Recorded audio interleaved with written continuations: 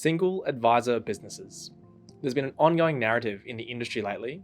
I've seen it in the media, I've heard it from large groups, I've spoken to or read opinions from fellow advisors, all saying the same thing: that a single advisor business can't survive. G'day, my name is Connell from Cobalt, and I'm here to tell you that's complete bull. The single advisor business is still very much a viable business option. I talk to advisors running successful businesses almost every day. It can be done, even if you want to grow your business from 0 clients. The purpose of this video is for those advisors who are having a crisis of faith, unsure if you can turn your business around, unsure if it's worth all the effort, or maybe you're an employed advisor unsure about making the leap from employed to self-employed. Don't be disheartened. Over the past year, I've spoken to over 100 advisors, the majority of who are running successful single advisor businesses. However, unfortunately, I have seen the industry claim more than 1 or 2 victims. What I can tell you is this: there are clear patterns between those advisors who are still self-employed and those who aren't. So here are 10 things that make or break a single advisor practice. Number 1, not charging enough. We once did a poll among some advisors, giving them a specific client scenario, age, how much they were worth, the scope of the advice, and asked how much they would charge for both the advice and implementation. The responses we received ranged from $1,500 to over $7,000, a pretty staggering difference in price. If you don't charge enough, your business won't be sustainable. Thinking, one client at $2,000 is better than 0 clients at $5,000 is understandable when you're starting out, but it's dangerous. You'll end up with heaps of clients, low revenue, and no time. Now, I was unsure if I was going to give specific numbers on what you should be charging per client. Every business is different, but as a guide, I think sustainability starts at $3,500 average per client, and a target should probably be closer to $5,000 per client.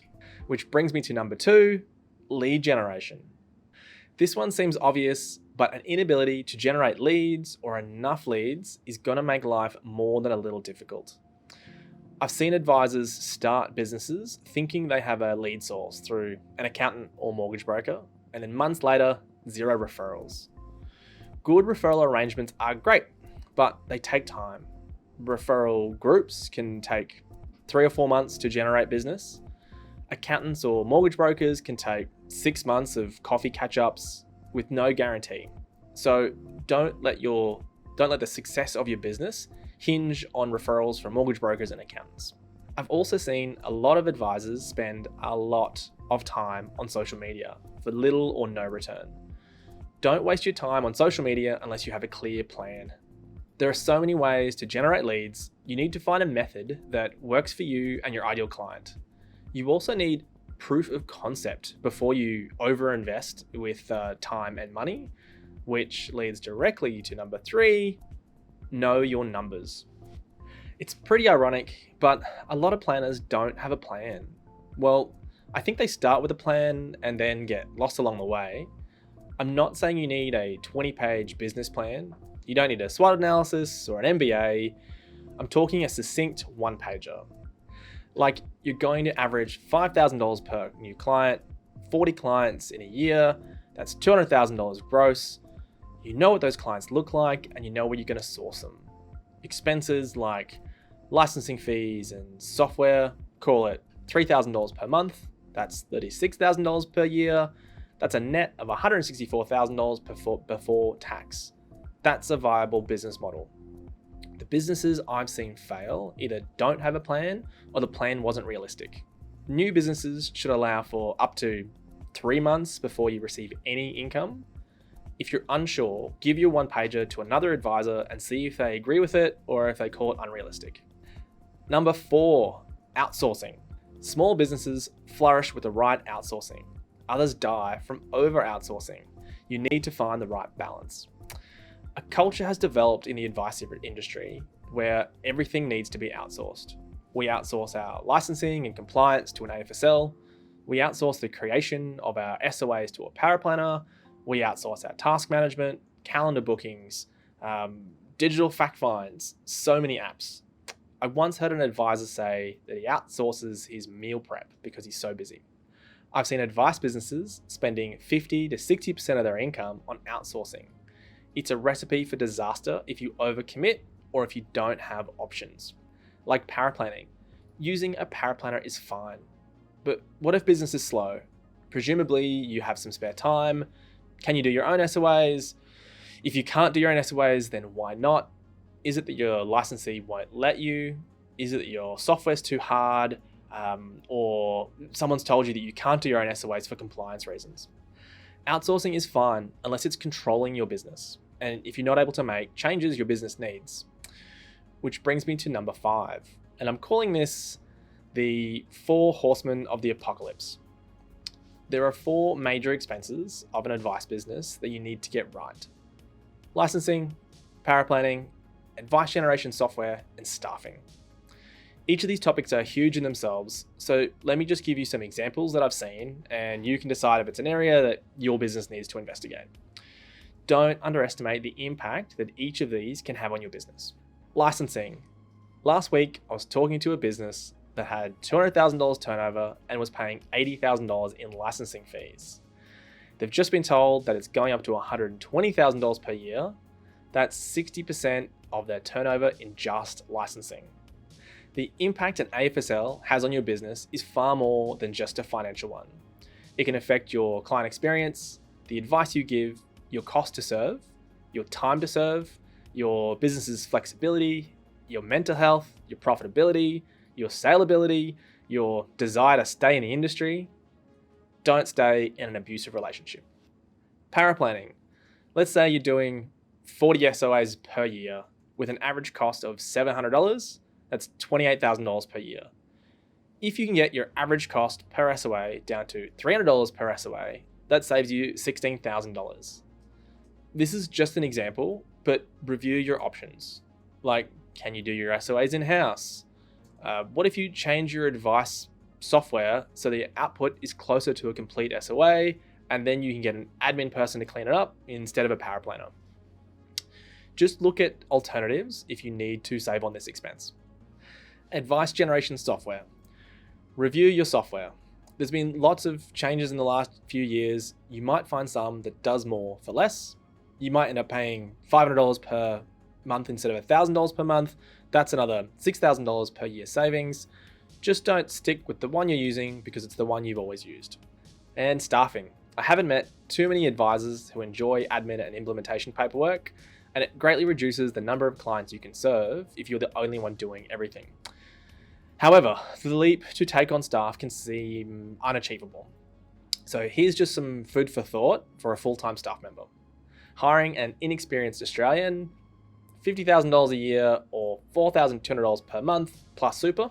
Hiring a VA in the Philippines by an agency, $36,000 per year or $3,000 per month plus setup fees and break fees. Hiring a VA direct, i.e. you find them, you hire them, $7,200 per year or $600 per month. Don't get me wrong, there are some pros and cons here that you need to consider. However, there's also a large discrepancy in cost, so decide what's right for you and your business. Which leads me to hats, roadblocks, and distractions. The advisors I've seen struggle all seem to have a productivity issue. It's not the same productivity issue, but it's similar. I categorize them in these 3 main areas: hats, roadblocks, and distractions. When I say hats, I mean all the different roles you play inside your business. Your admin, your client services, your head of marketing, your tech support, and you're an advisor. It sounds obvious, but you'll be more successful the more time you spend doing income generating activities. The other side to that is you're doing income generating activities, but you're hitting roadblocks.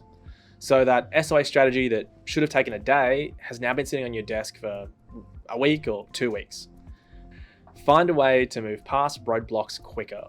Find yourself another advisor you could bounce ideas off of, which brings me to, where are you getting your advice from? If you haven't read the book, The Richest Man in Babylon, add it to your list. A small lesson from the book is this: if you want to know about bread, ask the baker. If you want to know about diamonds, ask the diamond guy. The number one, hands down, best people to help you improve your business are other advisors. Be wary of who you get your advice from. I'm sure they have the best intentions. However, BDMs, practice managers, business coaches, your AFSL, Gary Vee, podcasts, anyone without first-hand experience doing what the thing you're trying to do is, might not be the best source of truth.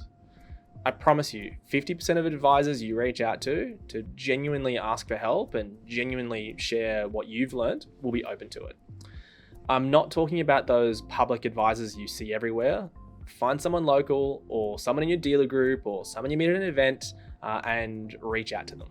Number 8, greater than the sum of your parts. Some of the successful single advisor businesses I've seen work closely with another advisor, formally or informally. It can be as simple as someone you catch up with once a month or someone you can call if you have an issue, but you can also share a business with another advisor. Now, I know that's kind of against the point of this video. However, let me explain. Don't think of it as a business with 2 advisors. Instead, think of it like 2 advisors running single advisor businesses together. Shared expenses, shared branding, shared website, shared experiences, shared knowledge, shared highs and lows. Of course, this model isn't for everybody. You need to find the right advisor. But if you're currently looking at other options, add this one in. Number 9, activity creates activity. My first boss once said this to me, and I've never forgotten it. Activity creates activity. When I think about the advice businesses that haven't quite made it, I can't help but think they just needed more activity, more hustle. More activity, any activity can help your business. Talk to more people, join networking groups, talk to local businesses, participate in local Facebook groups, guest speak on a podcast. Just get out there. I've seen advisors just get quieter and quieter as their business doesn't go the way they thought it would go, which is understandable, but just don't sit quietly in an office staring at your screen while your business is on life support. Which brings me to number 10, adapt and change. We all need to be able to adapt and change. You might have had the best business plan or set up referral arrangements, or you have systems and processes all worked out. However, if it isn't working, admit it to yourself and change. I've seen businesses struggling, and after 6 months later, they're doing the same thing, trying to get leads the same way, like a gambler waiting for a pokie machine to pay out. Like those social media posts are finally going to start converting into leads. Or that mortgage broker who you've been talking to is going to wake up tomorrow with 10 leads. This is not just about leads. Our industry is going to continue to change. The smaller the business is, the quicker and more you'll need to adapt and change to stay alive. That's it. That's my 10 make or break elements for a single advisor business. If you have any questions, don't hesitate to reach out, or of course, check out our other videos on our YouTube channel. Cheers.